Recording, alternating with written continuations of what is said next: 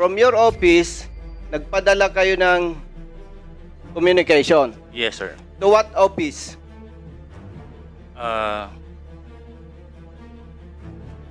Ang last Hindi, wag ganon.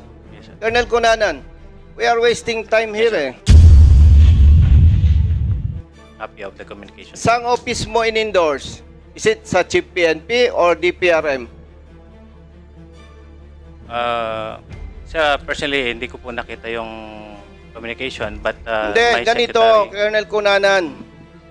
Nakakaya sa mga resource persons natin para tayong nagsasayang ng oras dito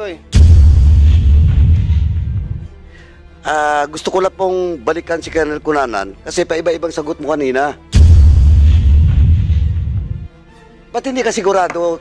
Nung tinanong ka kanina, sinagot mo PCDS. Yes, sir. Tinanong kita ngayon, parang hindi ka sigurado. Saan Your mo ba Honor, talaga pinadala? Your Honor, I'm not the signatory of the letter po. Kasi Iyon I na just nga read ang it. problema Kasi tinatanong ka ni Colonel Busita, now Congressman Busita, sinabi mo PCDS, now you're telling us that you're not officially affect ng signature doon? Ano ba talaga? Sir Chair, doon lang po sa concern dito. Nandito po tayo to conduct investigation. And most of the resource persons na dapat nandito ay wala ngayon, Mr. Chair. Mr. Chair, gusto ko lang malinawan kay Colonel Cunanan. Nandiyan po ba?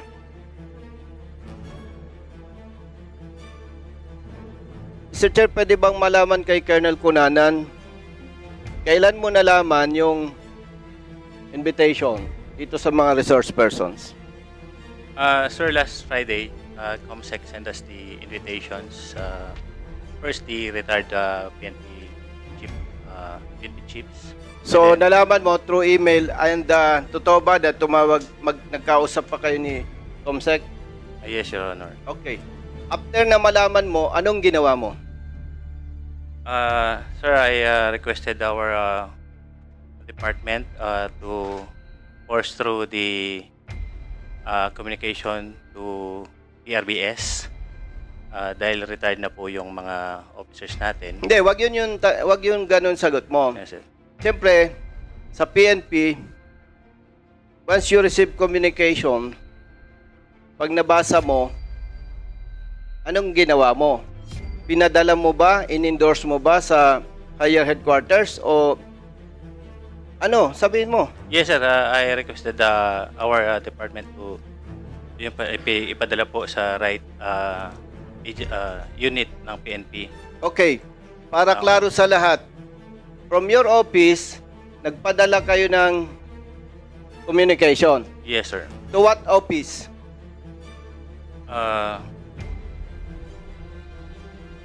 Ang last Hindi, wag ganon. Yes, sir. Colonel Cunanan, we are wasting time here Ang tanong sa'yo, nung ma-receive mo, inaksyon na ninyo, tama? Yes, sir. May ginawa kayong formal endorsement? Yes, sir. Meron po. Okay. Kaya mong isubmit yan sa committee? Yes, sir. We will, Okay. I will request for the copy of the communication. Saan office mo in-endorse? Is it sa Chief PNP or DPRM? Sa personally, hindi ko po nakita yung communication, but Hindi, my ganito, secretary, Colonel Cunanan.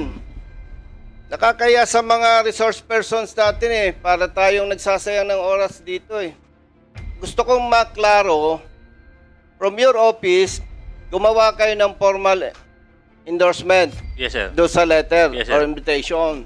Yes, sir. Kanino naka-address yung letter ninyo? Sir, though I haven't seen personally Sabihin mo the ng letter. diretso, gumawa kayo, hindi. Sir, gumawa po kami, sir. Kanino naka-address? Sir, kay Chief PNP, sir, kasi... Okay, sir. wag nang kasi limited time tayo. Yes, So, naka-address kay Chief PNP. Siyempre, pwedeng for the Chief PNP, attention DPRM. Meron pa bang ibang office concern kung saan mo pinadala o direkta sa Office of the Chief PNP? Sir, kay TCDS, sir. Oh, TCDS. Can you prove that? Yes, sir. Oh, Mr. Chair, nililinaw ko po ito. Para malinaw sa atin, ginawa po ni Colonel Cunanan ng office niya. Yung dapat niyang gampanan. Yung po ang dapat nating matrace. After na masend sa office of the TCDS, what happened? The Chief Directorial Staff, Mr. Chair. So, kasi po, kung babakbakan natin si Colonel Cunanan halimbawa, pati yung major na legal officer, parang mali. Dapat klaro kung sino yung responsible, sino yung hindi nag-act accordingly. Yun dapat, Mr. Chair, ang mabigyan ng show cause order. Kasi kawawa yung ibang junior officers namimilipit, hindi alam ang isasagot So for that matter, Mr. Chair, malinaw po na ginawa ni Colonel Cunanan from his office yung trabaho nila. And according to him, mapuprove niya, sinabit yung communication sa office of the TCDS ng PNP. Then after that, sino yung hindi ginampanan yung trabaho, kaya tayo, mga nakanganga dito. Hindi alam ng mga resource persons na dapat nandito sila ngayon. Sayang yung oras kasi, Mr. Chair. Maraming salamat po. Thank you. Do you have any interjection, Congressman Karap? Anyway, this is just all administrative matters, Mr. Chairman. Well, in fact, I have not yet proceeded with regards to documents being requested by this committee during the previous hearing. But, gusto ko lang pong balikan si Colonel Cunanan kasi paiba-ibang sagot mo kanina. Now, you have submitted that invitation doon sa kanino? Ano na office? Ba't hindi ka sigurado? Nung tinanong ka kanina, sinagot mo PCDS. Yes, sir. Tinanong kita ngayon, parang hindi ka sigurado. Saan mo Your ba Honor, talaga pinadala? Your Honor, I'm not the signatory of the letter po. Kasi Iyon I na just nga read ang it. problema Kasi tinatanong ka ni Colonel Busita, now Congressman Busita, sinabi mo PCDS, now you're telling us that you're not officially affect ng signature doon? Ano ba talaga? It was my boss, sir, who signed the signature towards to the TCDS. Then you produce the document Yes, sir. that you're telling Congressman Busita. Yes, Your Honor. Mr. Chairman, better invite in next hearing yung opisina ng PCDS para at least malinaw to. Isa naman ngayon, we don't have any conclusion yet. But as per the answer of Colonel Cunanan, paiba-iba yung sagot niya. Kaya nakakalito nga. Kaya just to confirm, please submit the document and better invite in the next hearing the PCDS. Now, Mr. Chairman, there are still resource persons that were invited and as of today, they are not present, particularly the former CIDG Police Major General Romeo Karamat, who is present last hearing, now is not present. Did he confirm? And meron ba siyang communication? Why is not present in today's hearing?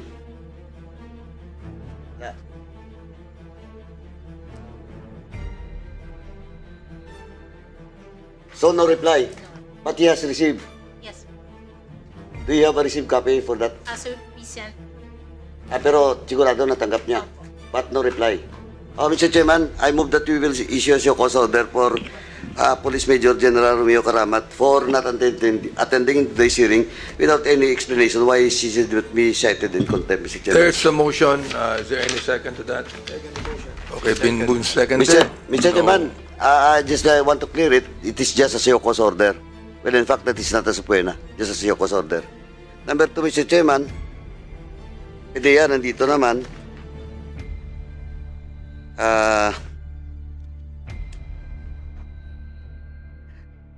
Si Solgen, former DOJ Secretary, was not present in today's hearing, but he has sent us letter of excuse. Do we have that copy? Kindly give the members of this committee so that they will be appraised with regards to the letter explanation of Solgen. The former Solgen, Attorney Jose Caleda, is he present today?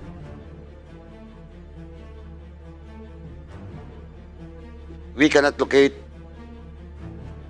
Solgen, former Solgen Caleda. Or then better coordinate with Mr. Chairman. I move that the SAA and COMSEC will coordinate with PNP and NBI to once again send the invitation for former Solgen, Attorney Jose Caleda. There's a motion. There any second? Now next, Mr. Chairman. No. Okay, no objection. It's approved. Next, Mr. Chairman, most if not all of the former PNP chief nandito po, si PNP chief, former PNP chief Salinas nandito, si Albialde nandito, but the one who was invited was former retired Lieutenant General Vicente Danao, former OIC PNP chief, not present today. Do we receive any letter explanation? Is there any explanation from General Danao? Hindi na. So, confirm na receive niya, wala?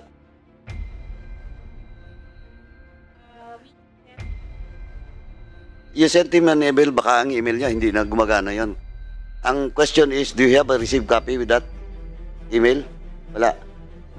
Wala. So then, Mr. Chairman, I move that we will issue again an invitation for former OIC PNP Chief, Lieutenant General Vicente Danao, and to be coordinated with the Philippine National Police, Mr. Chairman. There's a motion. No objection. Hereby approved. Thank you, Mr. Chairman. And next is former PDEA Director General Wilkins Villanueva from May 2020 to October 2022. He's the former director of PDEA. He was present the first hearing. Yes. He was present the first hearing, but now he's still invited. He's not present. Did he receive the invitation? Do you have a received copy for that? Via email. So, Mr. Chairman, since he was present in the first hearing and now he's absent, I would just like to, Mr. Chairman, to reiterate that he will be sent an invitation for the next hearing. Pwede naman po kasi first hearing nandito siya. Okay. All Now, right.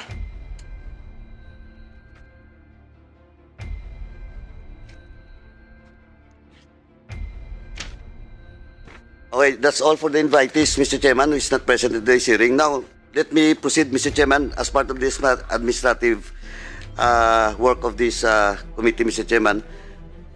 Number one, Mr. Chairman, we have sent a letter to Rappler. We have requested Rappler to duly validate the veracity of the news content as cited by Attorney Conte's presentation. Is Attorney Conte present today? And based on the remarks coming from the COMSEC, it was acknowledged by Rappler, but we have not received the answer reply with regards to the validation of that veracity of the news content. Is Rappler present, Mr. Chairman? Wala po. I don't think so. So Mr. Chair, are they invited? Yeah. Oh, so Mr. Yeah. Chairman, are they present? Oh. So Mr. Chairman, since Rappler is present in today's hearing, and they were invited, may I move, Mr. Chairman, that Rappler will be issued a COCOS order to explain why they should not be cited in contempt for not answering the request of this, the invitation of this committee, Mr. Chairman. At the same time, Mr. Chairman, to reiterate the validation of the veracity of the news content cited by Attorney Conte during the first hearing, Mr. Chairman. So, There's a motion, Invitation ba yan? invitation to Invitation. invite no, Rappler. COCOS. Showcase na. Because- Showcase. Yeah, COCOS. Second motion. Okay. Mr. Moved and Chair. seconded. Mr. Chair. No Mr. objection. Chairman, For clarification. they were not invited para today's hearing. We just requested the document. So, I will just like to amend my motion, Mr. Chairman. I move that Rappler will be invited into next hearing. At the same time, submit the document being requested by being ordered by this committee before the next hearing, Mr. Chairman. There's So a move, Mr. motion. Chairman. Any second? Mr. Chair, may I have some clarification? Dun sa Rappler, sino po ba yung pinapa-invite natin? Anybody Yung that can answer the query in this Anyone- committee? Anyone in the Rappler? On the news item? Oh, news item. Okay. Any second? Motion yun. Yeah. Okay. Motion is approved. Next, with regards to administrative documents being asked by this committee, Mr. Chairman, is the document being requested from the NBI, the data on drug operations which resulted in the deaths during PRRD administration. Ang remarks was only, the letter was acknowledged. Is NBI present today? Do you have the document, sir? We have the partial report, Mr. Chair. You have the partial report. Have you Yes. submitted that to the committee? Not yet, Mr. Chair. So please submit that partial report and then please fully comply on the next before the next hearing. Yes, Mr. Chair. Thank We'll you. comply. Thank you, Chairman. And lastly, Mr. Chairman, no, not the last, 1, 2, 3, 4, 5. There are 5 items, Mr. Chairman. Number 1, Mr. Chairman, interim and final report on the internal cleansing program of PNP signed by former PNP Chief General Albayalde. PNP, have you submitted this document? You have acknowledged the letter, but you have not submitted it to this committee. Mr. Chair, may I ask again the particular document requested? Yung for internal cleansing during the time of General Albayalde. Interim and final report. I will follow it up, Mr. You are not present last hearing. I was present, Mr. Chair. You were present. Yes, Mr. So your staff or you have not taken notes. I have on taken that notes, request. Mr. Chair. Oh, please check and Yes. please submit it before the next hearing. Yes, Mr. Chair. And next, Mr. Chairman, PNP pa rin to.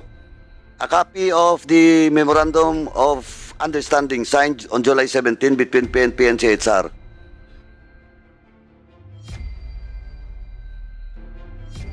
MOU. Mayroon ba kayong copy dyan ngayon?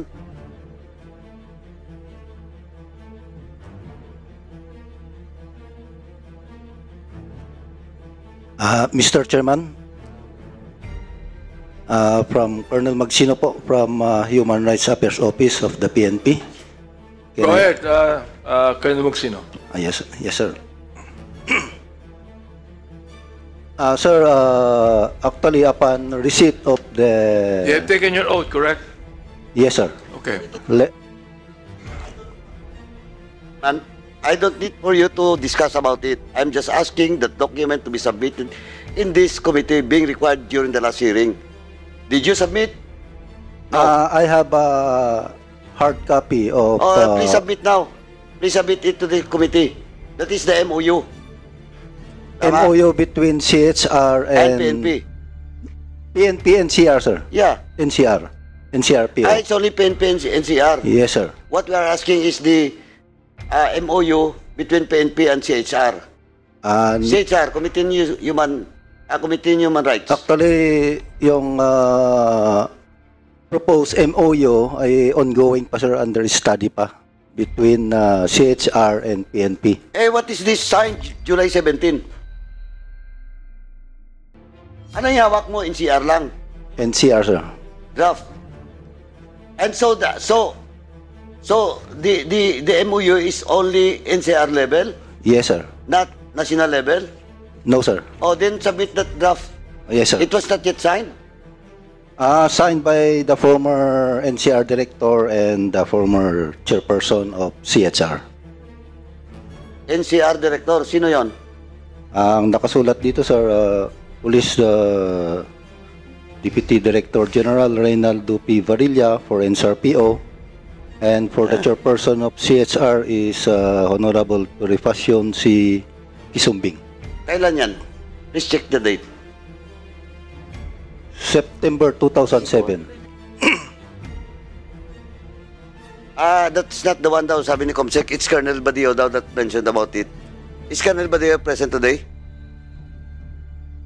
Yes, General Balde is represented by Colonel Magsino, Mr. but you have You have take note of that request last hearing? No, Mr. Chair. Oh. The representative of Colonel Baldeo is present. Sino po yun? Ay, ikaw po. So, you're telling us now that it is an NCR, CHR. NCRP on CHR. MOU. Tama?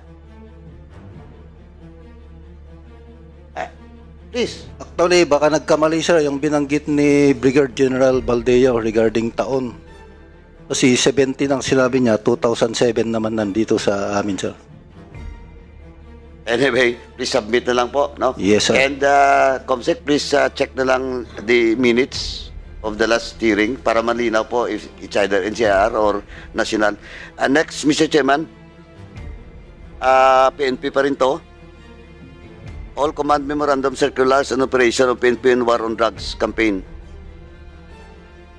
Have you submitted? Do you have a copy of that? Generally? Yes, sir. We have submitted that already, sir. When? When did you submit it? Sir, yung... Wala pa, wala pa. Generally, wala pa po. Pag-iano na lang, if you have a copy. Yes? We have a copy sir.